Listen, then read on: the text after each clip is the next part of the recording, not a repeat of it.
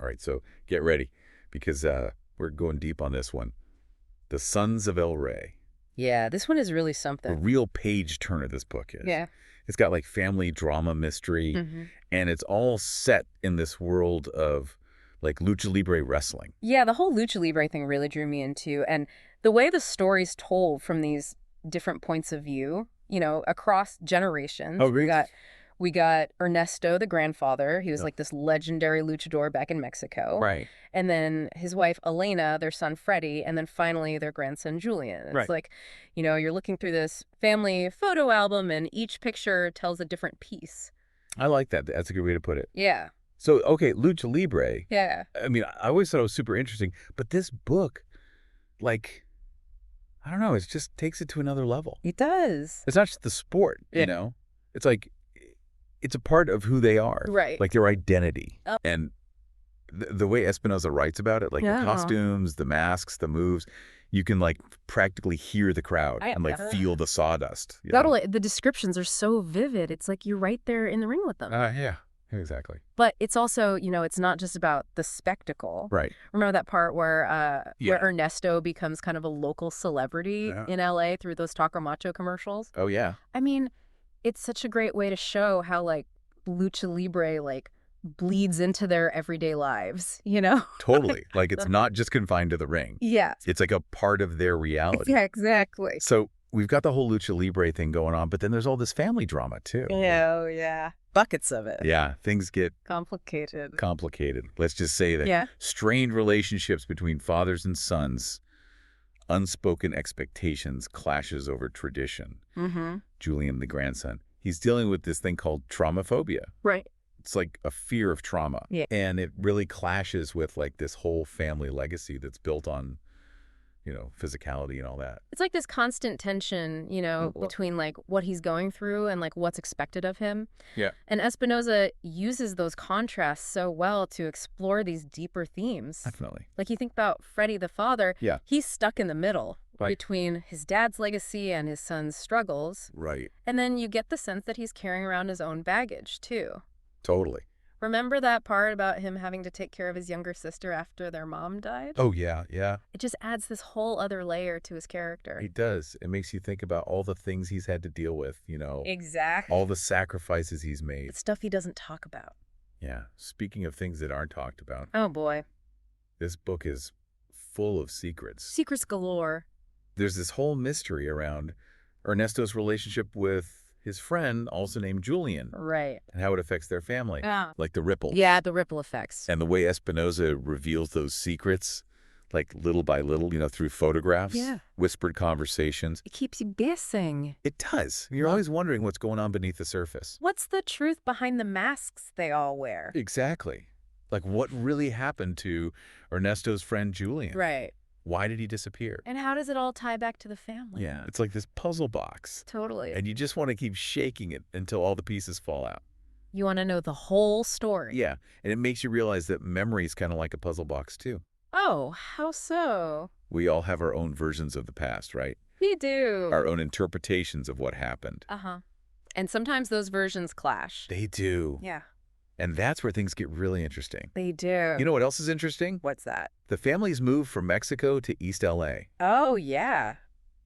It's not just like a change of scenery, Right. It's a whole new world. It's about adapting to a new culture. Absolutely. New challenges, Right. figuring out where they belong. There's that really powerful scene Yeah. where young Julian meets these Nicaraguan refugees, Uh-huh. like right after his family arrives in LA. Okay. And it forces him and us as readers to think about empathy. Right. You know what it means to be an outsider. Yeah, Our responsibility to others. that's a good point. Yeah. And then we jump to the present day, Yeah. and we see Julian as an adult. Uh-huh. Still dealing with the echoes of his family's past. Yeah, he's struggling financially. He's trying to figure out relationships. Right. And, like, just find his place in the world. Yeah.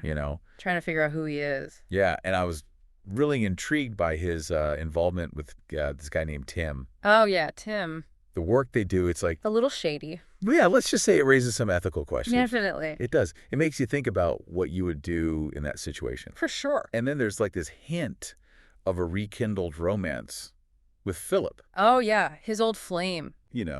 his former love. It makes you wonder if he can escape his past and, like, build a new future for himself. That's a good question. Right. So many questions. I know. I don't want to give too much away, but It's a book you just got to experience for yourself. I think people should just read it. You really should. It's so good. It's really good. You know what really got to me were all those little details Espinoza uses to bring these characters to life.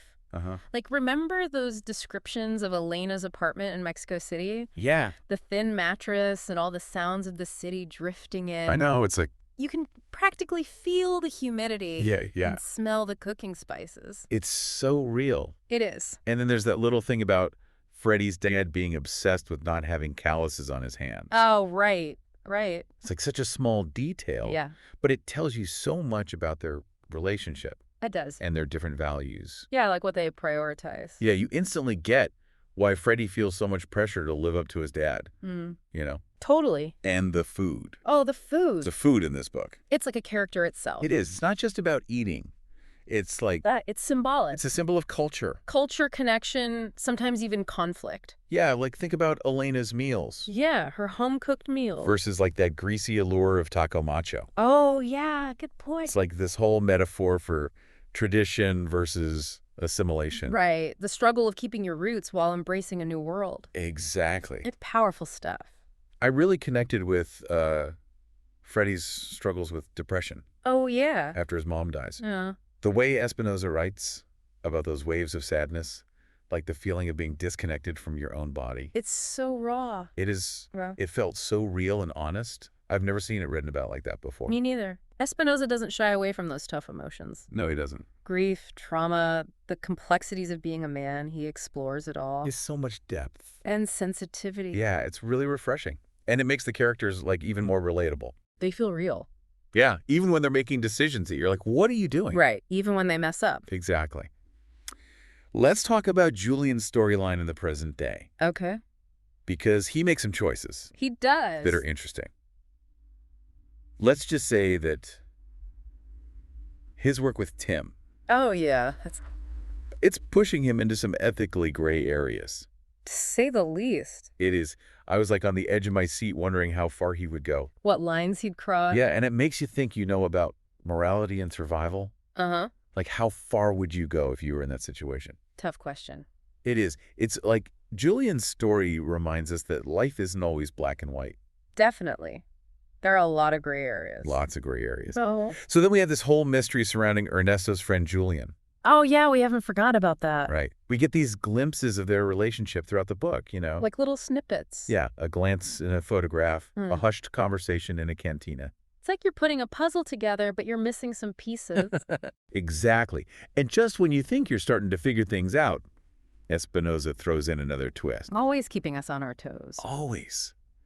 What I found really interesting is how Espinoza uses this mystery to explore unspoken desires Oh, yeah. and the weight of societal expectations. That's a good point. Like, remember Elena's observation about Julian's gaze in that one photo? Oh, yeah, that was a powerful moment. It said so much about all the things that weren't said, The things people keep hidden. Yeah, and how those secrets can impact families for generations. It's a ripple effect. It is. And then later we find out that Ernesto's friend disappeared, Right, under mysterious circumstances. trying to help Nicaraguan refugees cross the border. It's heartbreaking. It is. It adds this whole other layer of complexity to the story. And it kind of echoes the family's own immigration story. Exactly. It's like a parallel. It is. It's those layers of stories that make the Sons of El Rey so captivating. Totally. The way Espinoza weaves the past and the present together, It's masterful. it is. It's like a tapestry. It is a tapestry. And it makes you think about family and memory and the choices we make. And the consequences of those choices. Yes, the impact they have on others. Yeah, we see how those choices ripple through generations. Right, from Ernesto's decision to leave Mexico, to Freddie's struggles with his son, to Julian's choices in the present. They're all connected. All interconnected. It's like this chain reaction. It is. The book makes you think about how our actions, even the small ones, Can have these big consequences. they can. And not just for us, but for the people around us. Exactly. And those consequences can last for years. Years. Sometimes even generations. Sometimes even generations. You know what else I thought was interesting? What's that? The way Espinoza portrays masculinity. Oh, yeah. It's not just about being strong and tough. you know. It's about more than that. It's about this legacy of stoicism. Right, of keeping your feelings bottled up. Yeah, not showing weakness. And how that can be both a strength and a burden. It can.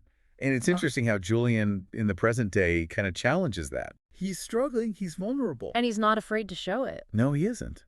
But then he's also drawn to this world of underground sex work. Right, which is like... It was like its own performance of masculinity. It is. It's just with different rules. Different rules. It's like he's stuck in this cycle trying to break free from his family's legacy, but also being pulled back into those same patterns. It makes you wonder if we can ever really escape the past. That's a good question. Can we ever truly break free from who we come from? I don't know. It's something to think about. It is. And I think that's part of what makes this book so powerful. I agree. It doesn't give you easy answers. It doesn't tie everything up neatly with a bow. No, it leaves you with questions. It leaves you with these complex characters. Who are flawed. And make mistakes. Just like real people. Exactly. And it reminds us that life is messy. And complicated. There are no easy answers. No easy answers. You know, one thing I keep thinking about is how the book doesn't try to, like, wrap everything up neatly. Oh. Like, there's a lot of ambiguity. Definitely. Which I think is what makes it so powerful. It makes you think. It does. Like, take the whole thing with Ernesto's friend Julian disappearing. Right. We never really find out what happened to him. No, we don't. And I think that's intentional. I think so, too. Like, it's how life is sometimes. Yeah. You don't always get the answers. Nope. Sometimes we're just left with these, like, fragments. Yeah. Gaps in the story. And we have to, like, fill in the blanks ourselves. Exactly. We come up with our own interpretations. And those interpretations can be influenced by so many things. They can family stories, cultural beliefs, societal pressures. Right. Like, think about how masculinity is portrayed in the book. It's not just about physical strength. No, it's like this whole unspoken code. Right. Like a set of rules. Yeah. About how men are supposed to behave. Keep your emotions in check. Don't show weakness. Suffer in silence. And it's fascinating how Espinoza, like, flips that on its head. He does. Especially with Julian in the present day.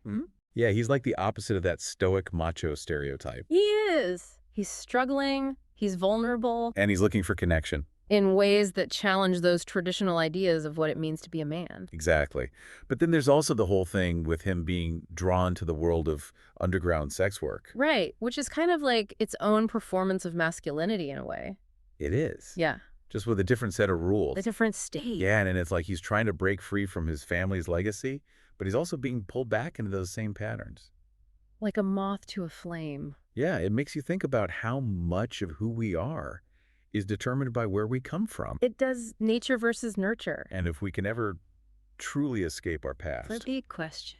I think that's what makes this book so thought-provoking, you know? It really is. It doesn't give you easy answers or simple solutions. It makes you grapple with the messiness of life. Yeah, the complexities of human nature. And the fact that sometimes there is no right answer. No easy answers, for sure.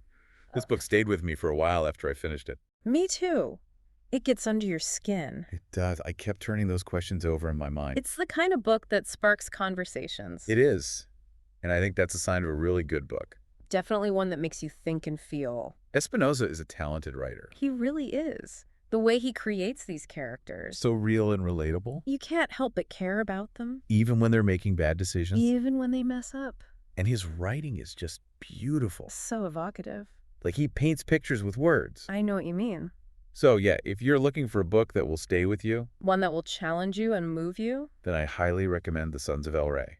It's a story about family identity, the power of the past. But it's also about so much more than that. It's about what it means to be human. To grapple with our flaws and contradictions. To find our place in the world. And on that note, I think we'll leave you with this thought. Okay. Sometimes the most powerful masks we wear are the ones we build around our own hearts. The ones that keep us from being truly seen. From fully embracing who we are.